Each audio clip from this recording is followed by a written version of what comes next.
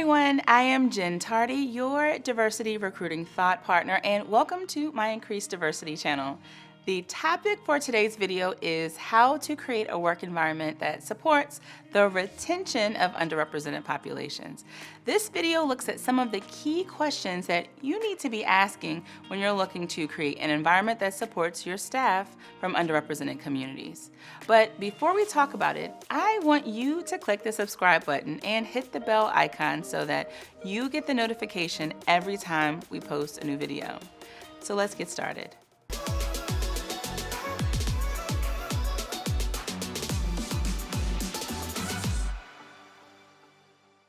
When you are thinking about retention of top talent at your workplace, there is really one simple rule: environment always wins. It is surprising how many companies still do not understand how crucial a workplace environment is to the overall happiness of their employees. Oh, and there's also one other rule that you need to always remember too. People leave bad managers, not companies. The reason why people leave bad managers is because oftentimes the manager is responsible for creating or enabling other team members to develop a toxic workplace environment, leaving affected employees to feel unmotivated and not able to be their best at work. So, what can you, as a recruiter, as a manager, as a leader, do about understanding your work environment, and how can you make your company a place that excels in employee retention? So let's get into it. Let's talk about what you can do to address the retention problem.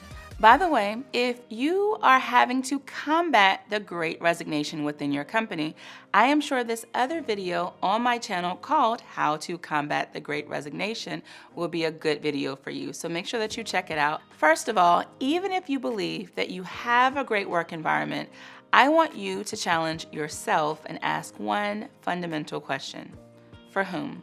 You need to ask questions like, who does your work environment most benefit? Who do you have to be in order to experience a great work environment? Who does your workplace environment enable to bring their whole self to work without having to assimilate? Who gets invited into the good old boys network? Is there a trend of exclusion that you are seeing when trying to answer these questions? In other words, does everyone have equitable access, or is it the same folks each time? Make a note of that. Now, here are some other questions that you can ask. Who gets to see themselves in leadership roles? Is there enough diversity and representation of different communities in senior management, or is there visible bias? You also need to ask questions around personal and professional development of your employees. You must ask questions like, who typically feels included on the team and among their peers? Who has a voice that gets heard? Who gets fair access to internal opportunities? Now, that might have been a lot to take in, so let's pause here for a minute and let's talk about a freebie that I have for you called 5 Ways Leaders Can Support Historically Underrepresented Groups in the Workplace. It's an infographic that you can print and you can keep for your reference. And you can download this for free in the link inside of the description below. Now, speaking of internal opportunities, you need to ask questions like, who sees fairness in opportunities given? Who receives mentoring and sponsorship to help them grow? And who receives constructive feedback and insights on how to get to the next level? These are a lot of questions that you should be asking, and to be honest, each answer can result in a plan to be in place to ensure that underrepresented populations do not feel excluded and treated differently. While you will be able to get the answers to some of these questions by simple observation, others will require you to conduct surveys with the entire team. I would like to mention here that I also conduct a workshop on this topic in which you will be able to identify strategies to create an environment that positively impacts retaining top talent from marginalized populations. This workshop is great for recruiters, managers, HR professionals, and even organizational leaders.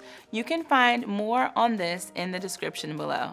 So there you have it, the questions that you need to ask to find how underrepresented groups are treated in your organization and where the gaps exist so you can fix them. I hope this video was helpful, and I would like to know in the comment section what other questions you would add to this list for assessing your workplace environment. Let's get a conversation started. I'm Jen Tardy, your diversity recruiting thought partner, and I'll see you in the next video.